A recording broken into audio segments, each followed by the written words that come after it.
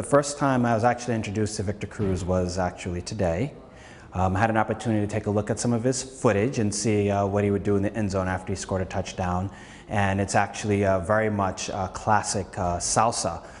Pretty much almost homebrew that's taught by mom and pop and usually passed down generation to generation.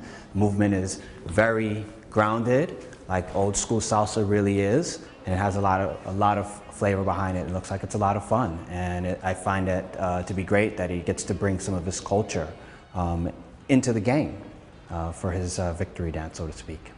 All the different forms of salsa have some type of weight shift, some type of forward break, some type of forward movement, or some type of back check or back movement. Sometimes they'll do a little bit to the corners, and sometimes they'll do a little bit to the side. But all of these steps are pretty much a step and a push back off the ball of the foot, step and a push back, or pushing forward, or pushing forward.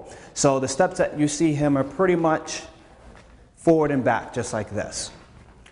A lot of structured salsa will have a forward step, and then a back step, then a forward step, and a back step. And essentially, all it pretty much needs you to do is step forward, push off the ball of your foot, bending your knees, and pushing off, and pushing off. And what happens is, with your knees being bent, you can give a little bit of a grounded feeling. So that way it isn't so stiff, like this.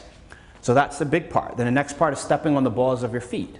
What happens is you get to push off and engage your hips. Then, as it starts to move up, then you start rolling the shoulders a little bit. And so what you have is one big piece. Whether you're dancing on the one, which is 1, 2, 3, and 1, 2, 3, or dancing on the two, which means taking two steps. 1, 2, 3, and 1, 2, 3. And about New York salsa, born here in the city, is pretty much danced on the two, which means our weight change happens on the second step. So that would be a prep step on 1, a weight change on 2, 3, and we do the same thing going back. 1, 2, 3.